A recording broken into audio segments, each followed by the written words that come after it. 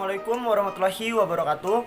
Alhamdulillahirrabbilalamin. Assalatu wassalamu ala asrafil anbiya wal mursalin Sayyidina wa maulana Muhammadin wa ala alihi wa sahbihi ajma'in amma ba'd.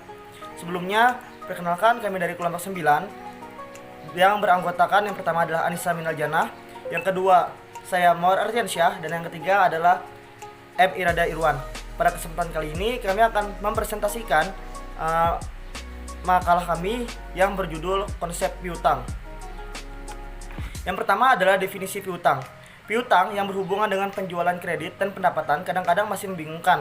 Menurut Sugiri menyatakan bahwa piutang adalah tagihan baik kepada individu maupun kepada perusahaan lain yang akan diterima dalam bentuk kas. Sedangkan menurut Warren, istilah piutang atau receivable meliputi semua klaim dalam bentuk uang terhadap pihak lainnya, termasuk individu, perusahaan, atau organisasi lainnya. Piutang merupakan hak untuk menagih sejumlah uang dari pihak penjual kepada pihak pembeli yang timbul karena adanya sama transaksi penjualan secara kredit. Piutang adalah klaim dalam bentuk uang terhadap perusahaan atau perseorangan. Piutang merupakan komponen aktiva lancar yang penting dalam aktivitas ekonomi suatu perusahaan karena merupakan aset lancar perusahaan yang paling besar setelah kas. Piutang ini timbul karena adanya penjualan barang atau jasa secara kredit, atau bisa juga melalui pemberian pinjaman yang mengatakan bahwa piutang adalah segala bentuk tagihan atau klaim perusahaan kepada pihak lain yang pelunasannya dapat dilakukan dalam bentuk uang, barang maupun jasa. Sedangkan Hor mengatakan bahwa piutang meliputi jumlah uang yang dipinjam dari perusahaan oleh pelanggan yang telah membeli barang atau telah memakai jasa secara kredit. Piutang dapat timbul dari berbagai macam sumber, tetapi jumlah yang terbesar biasanya timbul dari penjualan barang atau jasa. Yang kedua adalah klasifikasi utang. Klasifikasi piutang dimiliki perusahaan dapat diklasifikasikan misal sebab terjadinya dalam jangka waktu pembayaran maupun ada tidaknya kesanggupan tertulis. Dalam praktek, piutang pada umumnya diklasifikasi menjadi yang pertama adalah piutang usaha atau account receivable, yaitu jumlah yang akan ditagih dari pelanggan sebagai akibat penjualan barang atau jasa secara kredit. Piutang usaha memiliki saldo normal di sebelah debit sesuai dengan saldo normal untuk aset. Piutang biasanya diperkirakan akan dapat ditagih dalam waktu 30 hingga 60 hari. Setelah ditagih secara pembukuan, piutang usaha akan berkurang di sebelah kredit. Piutang usaha diklasifikasikan dalam neraca sebagai aset lancar atau current asset. Yang kedua adalah piutang wesel atau notes receivable, yaitu tagihan perusahaan kepada pembuat wesel. Pembuat wesel di sini adalah pihak yang telah berutang kepada perusahaan, baik melalui pembelian barang atau jasa secara kredit maupun melalui peminjaman sejumlah uang. Pihak yang berutang berjanji kepada perusahaan untuk membayar sejumlah uang tertentu berikut bunganya dalam kurun waktu yang telah disepakati. Janji pembayaran tersebut ditulis secara formal dalam bentuk wesel. Bagi pihak yang berjanji untuk membayar, instrumen kreditnya dinamakan wesel bayar, yang tidak lain akan dicatat sebagai utang wesel. Sedangkan bagi pihak yang dijanjikan untuk menerima bayaran, instrumennya dinamakan wesel tagih yang akan dicatat dalam pembukuan sebagai piutang wesel. Baiklah, selanjutnya piutang lain-lain. Piutang lain-lain umumnya diklasifikasikan dan dilaporkan secara terpisah dalam neraca.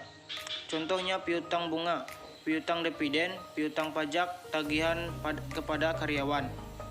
Jika piutang dapat ditagih dalam jangka waktu 1 tahun atau sepanjang siklus normal operasional. Dapat ditagih dalam jangka waktu 1 tahun sepanjang siklus normal operasional perusahaan yang mana lama, maka piutang lain-lain akan diklasifikasikan sebagai aset lancar. Di luar itu, tagihan dilaporkan dalam neraca sebagai aset tidak lancar. Siklus normal operasional perusahaan adalah lamanya waktu yang dibutuhkan oleh perusahaan mulai dari pembelian barang dagangan dari pemasok, menjualnya kepada pelanggan secara kredit sampai pada diterimanya penghasilan piutang usaha atau piutang dagang lain-lain yang memiliki saldo normal di sebelah debit dan berkurangnya di sebelah kredit. Penghasilan diperoleh dalam dasar waktu sehingga pada akhir periode dihitung beberapa jumlah yang sudah menjadi pendapatan dan jumlah catatan sebagian penghasilan.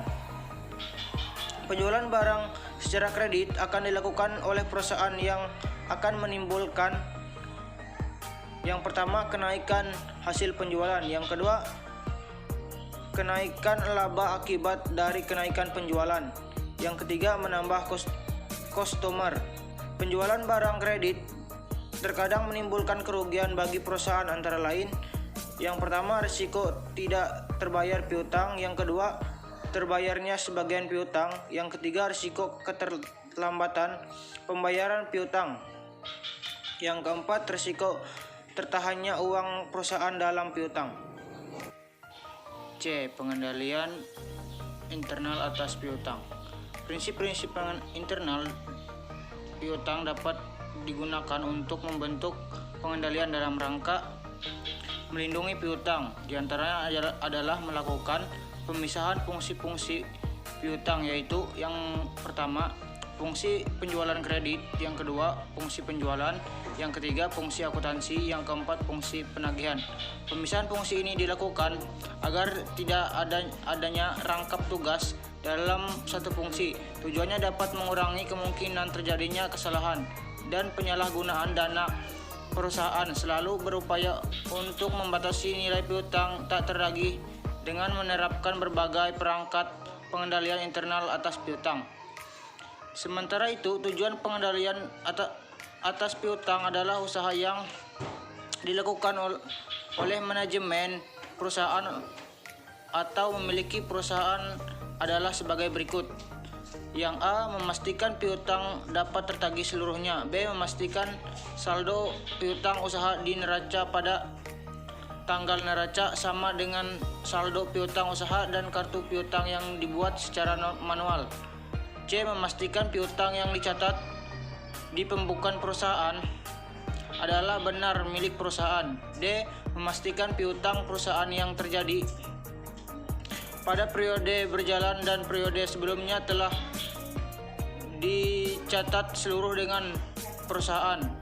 E. Memastikan keakuratan piutang usaha berdasarkan perhitungan secara baik ataupun manual.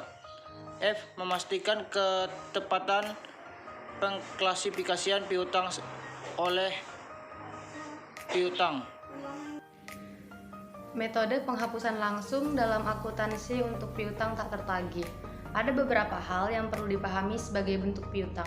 Jenis piutang dikategorikan dalam beberapa jenis. Ada 4 jenis kategori piutang yang bisa dibilang merupakan piutang tak tertagih untuk dilaporkan dalam jurnal penghapusan piutang. Yang pertama ada piutang sudah dalam masa tertentu yang ditetapkan berdasarkan kebijakan perusahaan. Kemudian ada piutang sudah mengalami proses penagihan sesuai kebijakan perusahaan secara langsung maupun tertulis. Kemudian ada piutang yang dicatatkan berasal dari pihak pembeli atau pelanggan yang mengalami tak mampu bayar atau bangkrut. Kemudian yang keempat ada piutang yang tak bisa ditagihkan kepada debitur akibat suatu kejadian yang menyebabkan kondisi tersebut seperti bencana alam dan lainnya. Piutang tak tertagih ini disebut akan dihapus dan dicatatkan serta dibebankan pada perkiraan kerugian piutang. Penghapusan piutang akan dicatatkan pada kolom debit dan piutang pada bagian kredit. Di bawah metode penghapusan langsung, beban piutang tak tertagih berfungsi sebagai kerugian langsung dari piutang tak tertagih, yang pada akhirnya berlawanan dengan pendapatan, menurunkan laba bersih kita. Karakteristik wesel tagih. Hutang wesel adalah hutang yang disertai janji tertulis yang diatur dengan undang-undang untuk melakukan pembayaran sejumlah tertentu pada waktu tertentu di mana yang akan datang.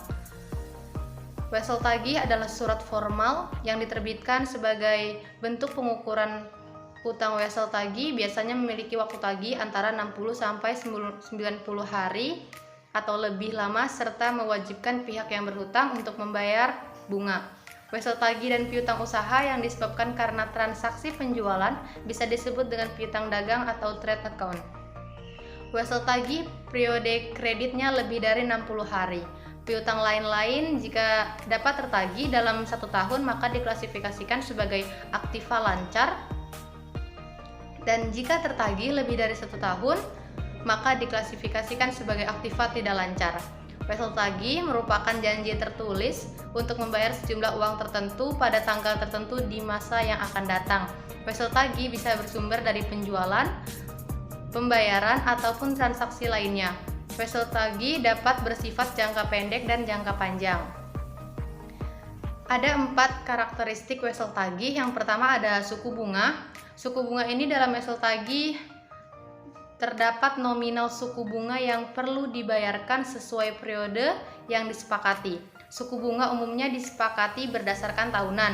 Kemudian yang kedua ada maturity date atau jangka waktu. Jangka waktu adalah tanggal di mana wesel akan jatuh tempo dan harus dibayar. Terkadang wesel memerlukan angsuran bulanan, tetapi biasanya semua pokok bunga harus dibayar pada waktu yang bersamaan. Kemudian ada maturity value atau nilai jatuh tempo. Nah, nilai jatuh tempo adalah jumlah yang perlu dilunasi saat tenggat waktu jatuh tempo. Kemudian ada due date atau tanggal jatuh tempo. Due date wesel adalah data batas terakhir pembayaran atau tanggal jatuh tempo pembayaran dengan tujuan sebagai pembukuan pemasukan. Dapat kita tarik sebuah kesimpulan bahwasanya piutang adalah hak menagih atau klaim dalam bentuk uang kepada pihak lainnya, termasuk individu, perusahaan, atau organisasi karena adanya transaksi penjualan secara kredit. Kemudian piutang pada umumnya diklasifikasikan menjadi piutang usaha atau account receivable, piutang wesel, notes receivable, dan piutang lain-lain. Sementara menurut Zaki mengklasifikasikan piutang sebagai piutang dagang, piutang bukan dagang, dan piutang penghasilan. Pengendalian internal yang tepat adanya pengendalian piutang diperlukan guna mendukung tahap pengendalian seperti penetapan pemberian kredit dan pelaksanaan penagihan. Metode langsung atau direct method adalah salah satu cara untuk melakukan penghapusan piutang. Cara ini dilakukan dengan menghapus piutang pada pembukuan perusahaan secara langsung ketika perusahaan menetapkan piutang tersebut tidak dapat ditagih lagi oleh mereka. Singkatnya, perusahaan akan mencatat jumlah piutang yang tidak dapat diselesaikan hanya jika piutang sudah benar-benar tidak dapat ditagih. Kemudian, wesel tagih merupakan janji tertulis untuk membayar sejumlah uang tertentu pada tanggal tertentu di masa yang akan datang. Wesel tagih bisa bersumber dari penjualan, pembayaran, ataupun transaksi lainnya. Wesel tagih dapat bersifat jangka pendek ataupun jangka panjang. Karakteristik wesel tagih sendiri ada 4, yaitu suku bunga atau maturity date, jangka waktu, maturity value, nilai jatuh tempo, dan due date atau tanggal jatuh tempo. Wesel tagih dapat digolongkan menjadi 2 jenis, yakni wesel tagih berbunga atau interest bearing notes dan wesel tagih tanpa bunga atau non interest bearing note. Mungkin itu saja yang dapat kelompok kami paparkan. Atas kurang lebihnya mohon maaf yang sebesar-besarnya. Saya akhiri, wabillahi taufiq wal hidayah. Wassalamualaikum warahmatullahi wabarakatuh.